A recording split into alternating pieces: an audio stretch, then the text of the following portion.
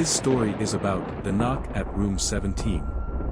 Michael was a seasoned traveler, always choosing motels over pricier hotels. On a long drive through the Midwest, he checked into a small, run-down establishment off the highway. Room 17 was ordinary, a bed, a desk, and a TV mounted on the wall. Nothing seemed out of place, but the air carried a strange heaviness he couldn't ignore. He attributed it to exhaustion after hours of driving and dismissed the feeling as a trick of his mind. That night, as Michael was winding down, he heard a faint knock at the door. Assuming it was the front desk or another guest, he approached and peered through the peephole. No one was there. Shrugging it off as a prank, he returned to bed. Moments later, the knock came again, this time louder. Michael's pulse quickened as he checked the peephole once more. Still, no one was there. He opened the door cautiously, only to find the empty hallway stretching into darkness, its flickering light bulb adding to the eerie atmosphere. As the hours ticked by, the knocking persisted, now coming from the walls inside the room. The rhythm was uneven, sometimes loud and frantic, other times soft and deliberate. It felt as though someone, or something, was trapped inside the walls, desperately trying to get out.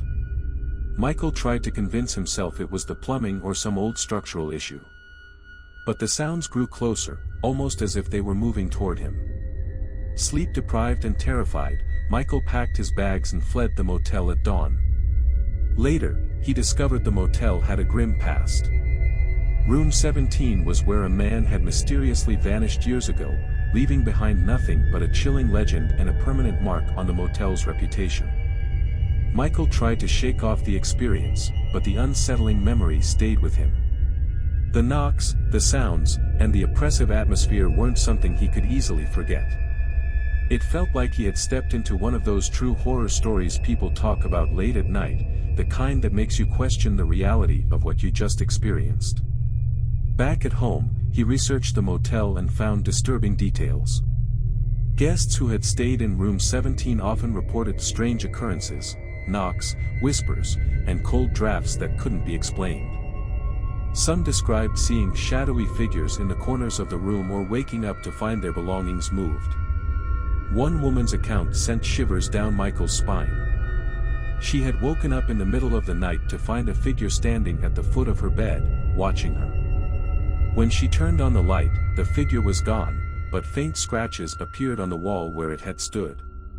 The story aligned too closely with his own experience, making him wonder what could be lurking in the motel.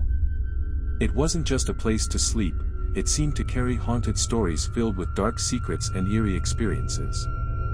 As the days turned into weeks, Michael couldn't stop thinking about the room. He had a nagging feeling that he had missed something important. Determined to uncover the truth, he decided to revisit the motel, this time with a plan. He booked room 17 again, bringing with him a recording device and a motion-activated camera.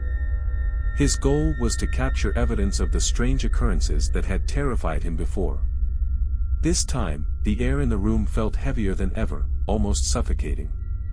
As night fell, the knocking began again, louder and more persistent. The sounds were accompanied by faint whispers, like someone speaking in an indecipherable language. Around 3 a.m., Michael's camera picked up something chilling, a shadowy figure standing near the dresser. It didn't move but seemed to be watching him. Terrified, Michael mustered the courage to approach the dresser. As he moved it aside, he discovered a small, hidden panel in the wall. Inside was a folded piece of yellowed paper covered in faded handwriting. The words were difficult to read, but one line stood out: "No one leaves room 17 alone." At that moment, the lights flickered, and the knocking intensified, as if the room itself was alive. Panic-stricken, Michael grabbed his belongings and fled into the night. When he returned home, Michael reviewed the footage. The figure near the dresser was clear, but it wasn't human. Its shape was distorted, its movements unnatural. Experts he consulted couldn't explain the anomaly, calling it a case of paranormal activity. The incident became one of the most chilling scares he had ever experienced, a real-life nightmare tale that solidified Room 17's reputation as one of the scariest stories ever told. Even now, whenever Michael drives past a motel, the memory resurfaces. He can't help but wonder what would have happened if he had stayed a little longer. Was the knocking a warning, or was it trying to lure him deeper into the motel's dark folklore? One thing was certain, he would never forget the haunted tales of Room 17, a place where reality and the supernatural collided in the most terrifying way possible.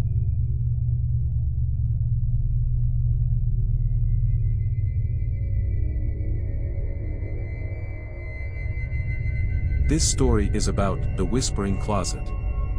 Lisa and her best friend, Dana, were on a cross-country road trip, documenting their adventure for their small travel blog.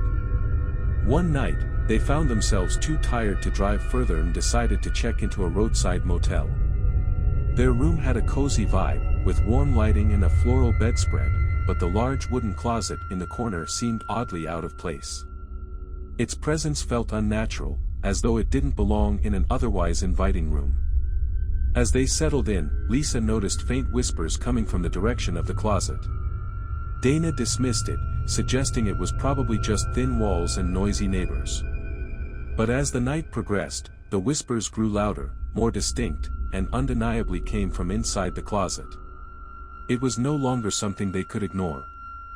Lisa leaned closer, her ear pressed against the wooden door, and her heart nearly stopped when she heard what sounded like a soft voice calling, "Help me."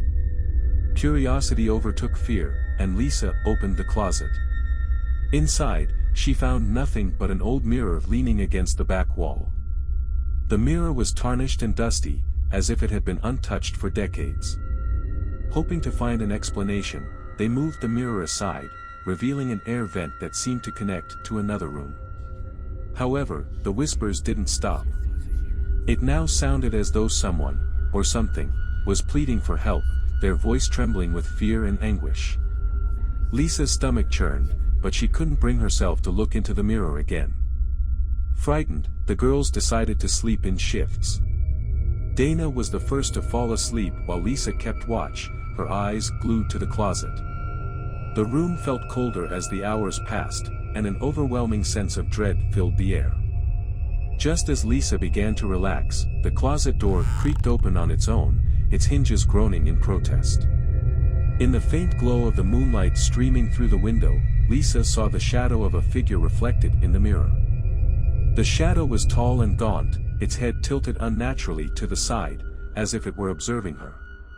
She screamed, waking Dana, and they both bolted from the room without looking back. When they reported the incident to the motel manager, he paled and confessed that guests had complained about that room for years. It was said to be haunted by the spirit of a woman who had been locked in the closet decades ago by her abusive husband, never to be seen again. The story had become one of the urban legends of the area, but the manager admitted he had never believed it until now. The closet was rumored to hold dark secrets and echoes of her suffering, manifesting as eerie encounters and chilling scares for anyone unlucky enough to stay in the room.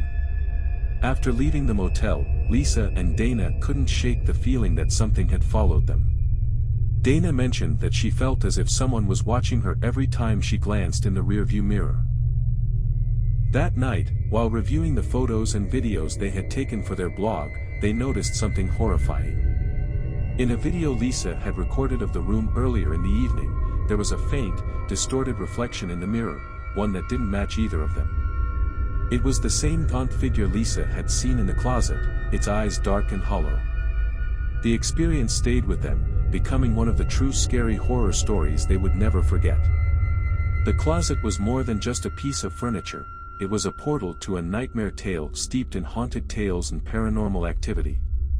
To this day, the memory of that room and its terrifying tales lingers like a shadow, a reminder of the haunted stories and creepy encounters that can turn a simple road trip into a chilling descent into the unknown.